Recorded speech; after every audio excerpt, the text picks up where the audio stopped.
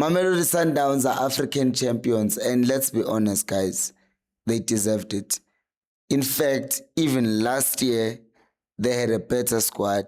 They were more capable. But this time around, they were like, okay, we are capable, but we're not just going to be in a situation whereby we come close enough and we get beaten by a team that, with all due respect, is nowhere near the level of Sundowns. So the same thing against Pyramids when they did lose, and of course, Fiston Maele eliminated Pirates, and he was just there again to deal with Sundowns last year. And this year, Sundowns were like, nah, that's just not going to happen. But I have a lot of things here that I want to talk about, because the very first thing that I want to talk about is that, as I said last time, that Sundowns were faced with the situation whereby Ashfar were kind of aggressive in the first leg of the final, but not as aggressive as they were today. All those guys were on top of Sundowns. And to add on top of that, the fans are whistling. The fans are fully behind Ashfar, and those boys were using that pressure to try and capitalize. But boy, oh boy, Mamelodi Sundowns were very, very good at absorbing that pressure. They were very good. You know, I've said that one of my biggest thing with African football, especially South African football, that worries me, is how we close doors for the best players and prevent them from going abroad. Like, whenever I talk about Pirates, I always say Mfukeng is supposed to be abroad. And then when I think about Sundowns, I'm like, nah, man, Khuliso Mdau is supposed to be playing abroad. It's the timing in his tackles. It's how he never gets beat, like barely. He's always there, Lamchita Loya. He's always... Khuliso Mdau is the best. Khuliso Mdau is the best. And with every tackle that he made, you would see Ronwen Williams running to him, like shouting, yeah, let's go. Yabo, that was also just a big factor in helping them to stay in the game, because Abo Mdau were there fighting. They were like, nah. No, not today. Not today. That attitude went a long way.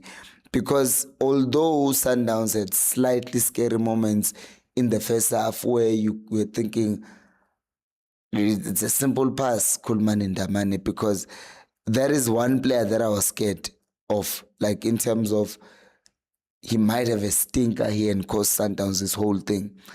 And it didn't look comfortable, let's be honest. I mean, he was, especially even when they had the ball, he just looked rather a bit scared, right? And I was like, bro, you have your mentality, you have to lock in.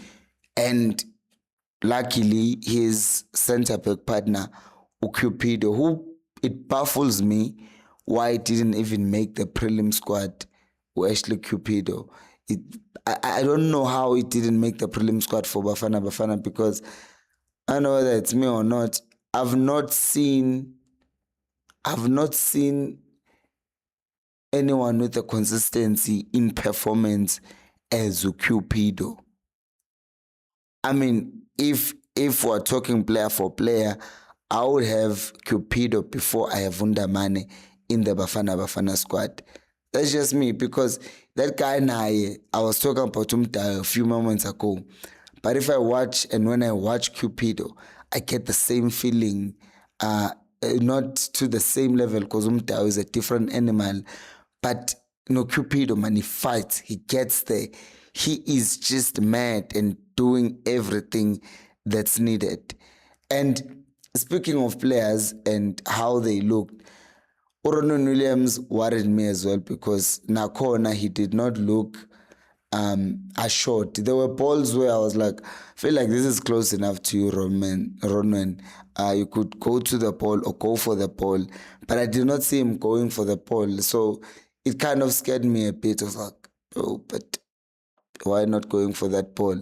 So I was like, yo, I really, really hope that he does not, do something.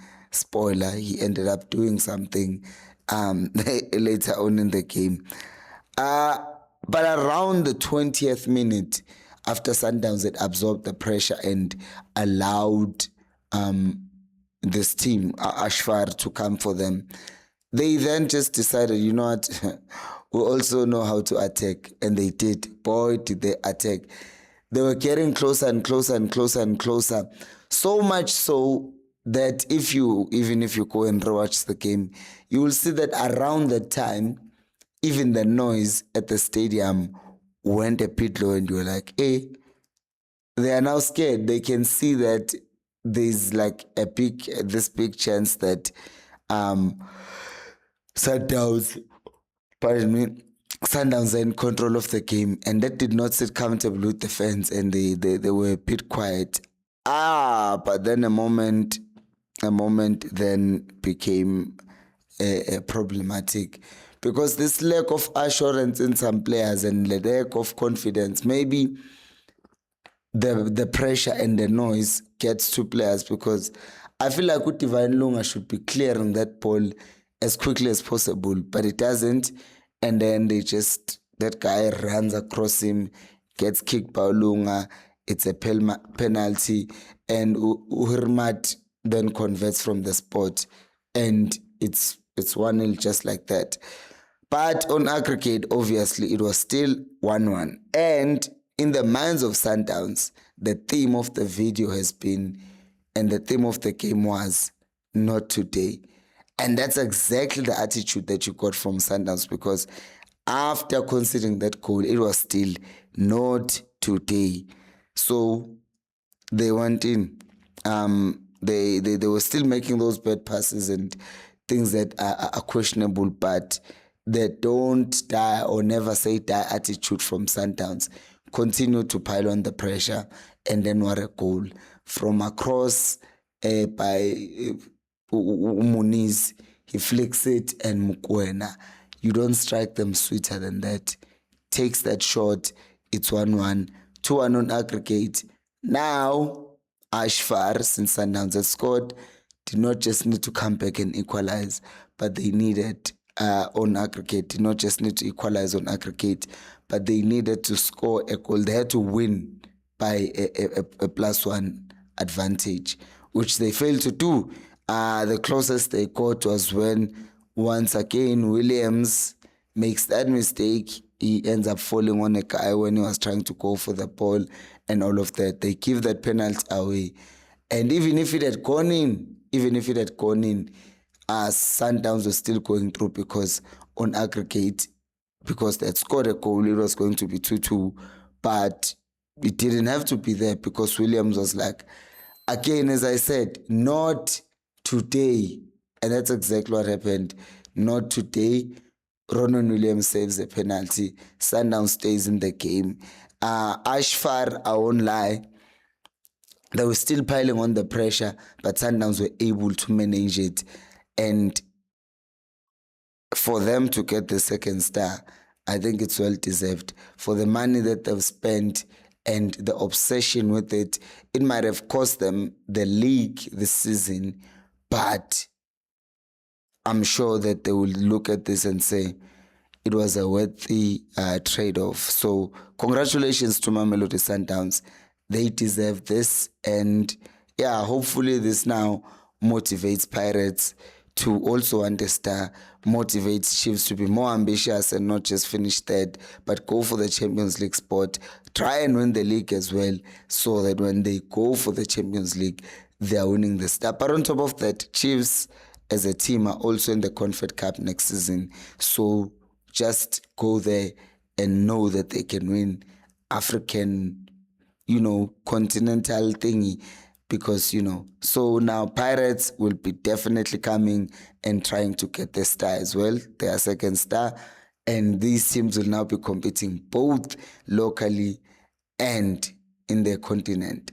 So it's going to be very interesting to see and watch the league as well, because what Pirates did in winning the league will make Sundowns want to defend that, will make Chiefs want to taste that, and Pirates want to keep that. So it's interesting locally, but Pirates will also be there in the Champions League. They will also want to do it internationally.